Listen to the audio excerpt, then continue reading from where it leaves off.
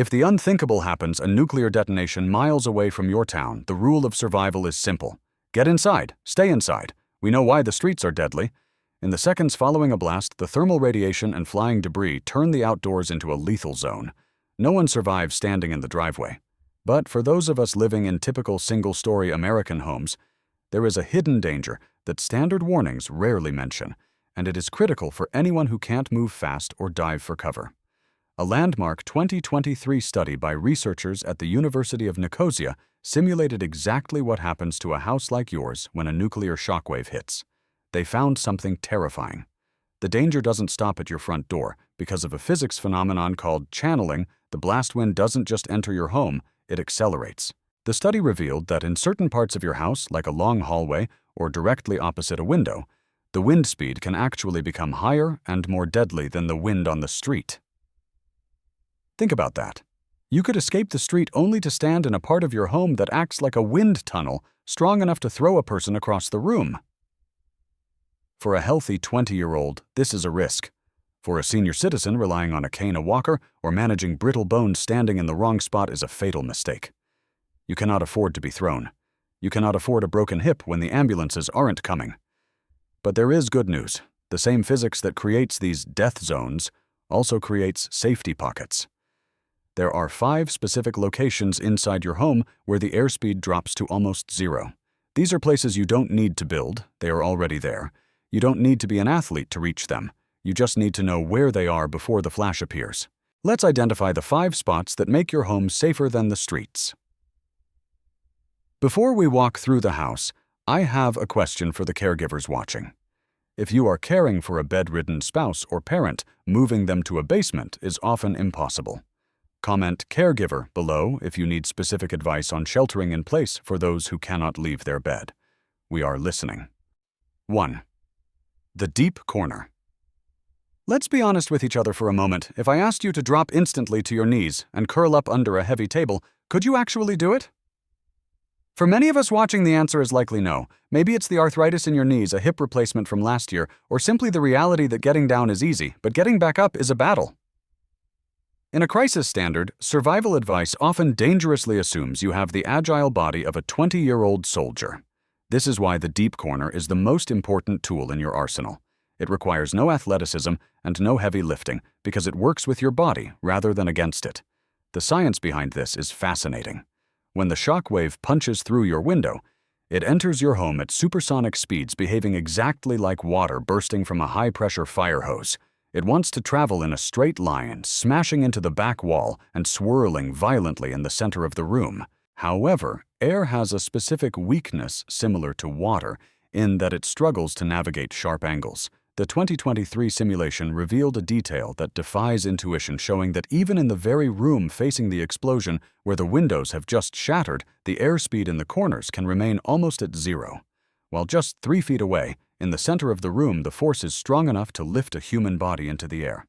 It creates what scientists call a stagnation point, which is essentially a quiet pocket of air in the midst of chaos. So here is your plan for a slow collapse scenario, where preserving your mobility is the difference between life and death. If you see a flash, do not try to run to the basement or force yourself down a long hallway if it feels too far. Simply move to the nearest corner of the room you are currently in. Ideally, you want to choose the corner on the same wall as the window.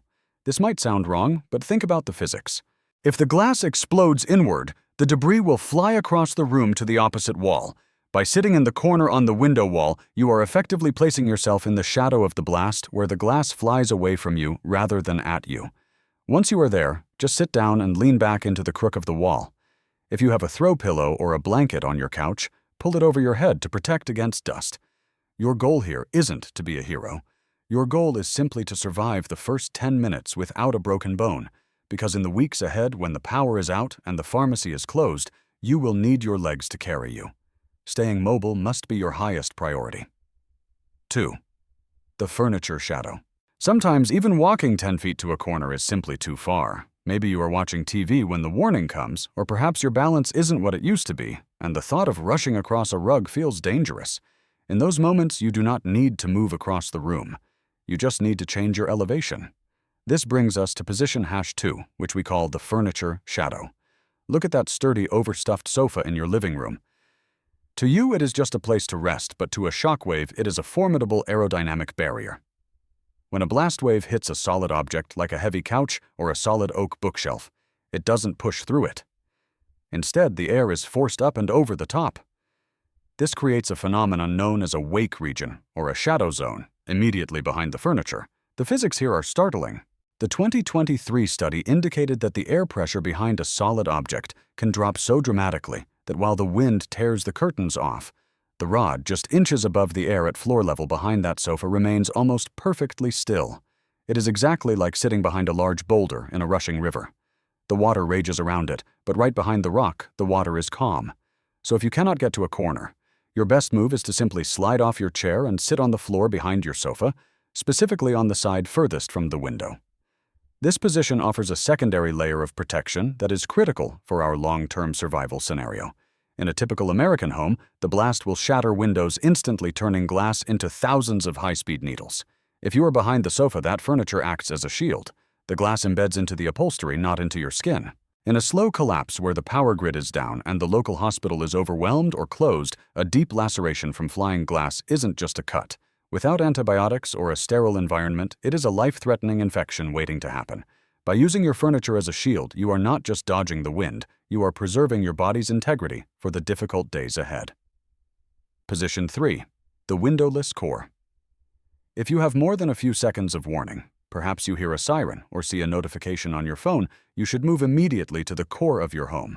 In most American single-story houses, this is the guest bathroom, a pantry, or a walk-in closet located in the absolute center of the floor plan. We call this the above-ground bunker. You might think that because your interior walls are made of simple drywall and wood studs, they offer no protection against a nuclear blast. But aerodynamics tells a different story. Think of your house as a series of layers. The outer walls and the front rooms are the first line of defense. When the shockwave smashes into your living room, it has to do work. It has to break the window, push the furniture, and burst through the hallway door. The physics simulation revealed that every time the blast wave has to break through a standard interior door or a partition wall, it loses a massive amount of its kinetic energy, effectively exhausting itself on your drywall, so that by the time the air reaches the central room, it has slowed down significantly.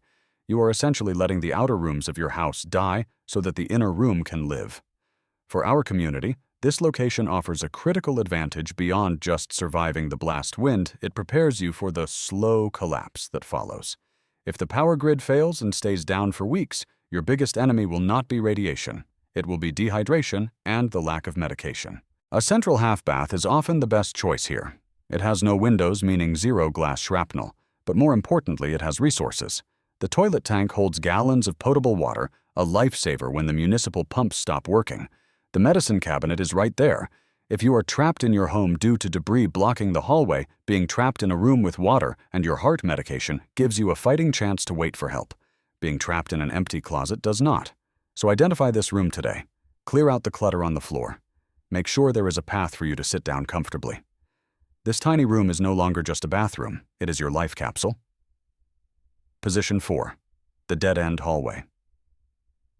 We need to talk about hallways because in the survival community, this is where people make the most fatal mistakes. You have likely heard the old advice, go to the hallway, but that advice is incomplete.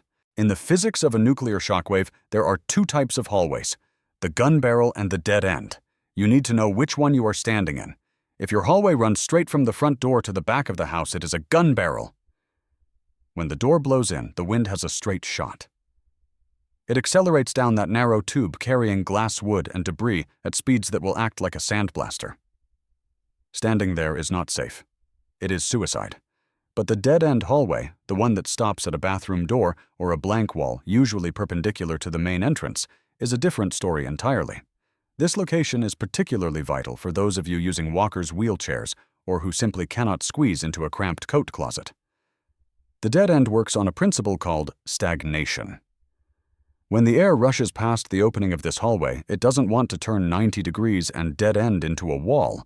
It wants to keep flowing. So the air inside this hallway stays relatively still while the chaos passes right by the opening. But there is another reason we love this spot for suburban homes, and it's a structural secret. In many single-story American homes built after 1960, the hallway is actually the strongest structural component of the entire building, because the load-bearing walls are closer together here than anywhere else. This means that if the shockwave is strong enough to compromise the roof, the hallway is the last part of the house that will collapse. It creates a triangle of life that keeps the ceiling off your head. So if you are mobility impaired, this is your spot. You have the width to bring your walker or wheelchair in with you. You have space to sit comfortably against the wall. Just remember the rule. Do not look down the barrel. Sit at the end away from the flow and let the walls hold the weight of the world for you. This is how you survive the blast to be there for your family when the dust settles. Position 5. The basement. Finally, we arrive at the location that everyone assumes is number 1, the basement. For decades, civil defense taught us that this is the gold standard. And in terms of radiation protection, they are right. But for the initial blast, the shockwave, the basement is a double-edged sword, especially for our generation. We placed this last on the list for a reason. In a slow collapse scenario where ambulances are not coming and the power grid is dead, a broken hip is a terminal condition. And the basement is where those injuries happen. Here is the danger. When the flash happens, your instinct screams at you to run downstairs. But physics is faster than your feet. Seismologists have noted a terrifying detail about ground explosions. The ground shock, the vibration traveling through the solid earth, actually travels faster than the air blast, meaning the staircase itself can violently shift or detach from the wall while you are still halfway down it. Imagine trying to navigate steep, dark stairs that are literally bucking underneath you like a wild animal. The risk of falling is nearly 100%. Furthermore, consider the aftermath. If the house above collapses, it falls into or on top of the basement. If you survive the blast but are trapped downstairs behind a jammed door with a broken ankle, you are cut off from your food, your water, and your heart medication upstairs. In a world where 911 isn't picking up entrapment is just as deadly as the bomb. So here is the rule for the basement. If you are already down there doing laundry or working at a bench, stay there. Get under the workbench and curl up. It is the safest place on earth.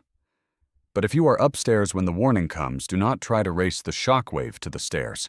The few seconds of extra protection you gain are not worth the risk of a catastrophic fall. Stay on the main floor in your corner or hallway. It is better to be safe seated and mobile on the ground floor than to be perfectly shielded, but trapped and injured in the dark below. Myth busting. Now that we know where to go, we must talk about where not to go. In a moment of panic, our brains revert to old habits. We remember drills from grade school or advice for earthquakes. But a nuclear shockwave is not an earthquake. It is a completely different beast with different rules. If you follow the wrong instinct, you might position yourself in a place that is actually more dangerous than standing in the center of the room. Myth 1: the doorframe. For decades, we were told that the doorframe is the strongest part of the house. In an earthquake, that might be true. But in an explosion, a doorframe acts as a venturi, a funnel that squeezes air to make it move faster. Standing in a doorway during a blast exposes you to wind speeds that can be 50% higher than the ambient pressure in the room, essentially turning that safe archway into a vacuum that can suck you out or slam the door shut on your fingers with the force of a hydraulic press. For a senior, standing is already a risk. Standing in a wind tunnel is a guarantee of injury. Myth 2: the car in the garage. Your instinct might be to flee. You might think, I'll get in the car and drive away. But if the flash has already happened, the time for driving is over. Do not run to your garage. A car is essentially a metal box suspended on springs surrounded by glass. It has a large surface area and relatively low weight compared to a house. Aerodynamic studies show that it takes significantly less wind force to flip a stationary car upside down than it does to collapse a wood frame wall. If you are in the car when the wave hits, you are not in a shelter, you are in a tumble dryer filled with glass. And if the garage door buckles, you are trapped inside that crushed vehicle, unable to signal for help. Myth 3: the kitchen. It feels safe because it is the heart of the home. It has water and food. But during a shockwave, the kitchen becomes the most hostile room in the house. Think about what is in there. Glass jars, ceramic plates, heavy cast iron pans and knives. When the house shakes and the wind enters, these items become missiles. A blast wave turns the contents of your cabinets into an omnidirectional shrapnel cloud that fills the entire room from floor to ceiling. If you fall on the living room carpet, you might get a bruise. If you fall on a kitchen floor covered in olive oil and broken ceramic, you will sustain injuries that in a world without hospitals are simply not survivable. Stay out of the kitchen until the air settles. We have spent a lot of time today talking about wind speeds and physics. But before we go, I want to speak directly to the grandmothers, the mothers, and the caregivers watching this. Society often paints a picture of survival that looks like a young, strong man fighting his way out of a city. That is not our reality. And honestly, that is not who is most important in this scenario. If you are elderly, if you are physically weak, or if you are the primary caregiver for a small child or a bedridden spouse, you are the linchpin of your home. Think about it. If you try to be a hero and run to the basement and you fall, who will calm your crying grandchild when the lights go out? Who will measure the heart medication for your partner? Who will keep the family together when the world outside falls apart?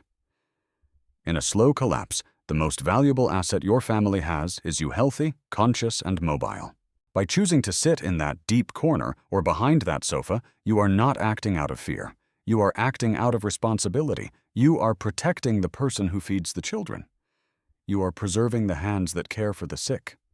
Survival for us isn't about fighting a war. It's about ensuring that when the sun comes up tomorrow, you are physically capable of hugging the people who need you most. So here is your homework.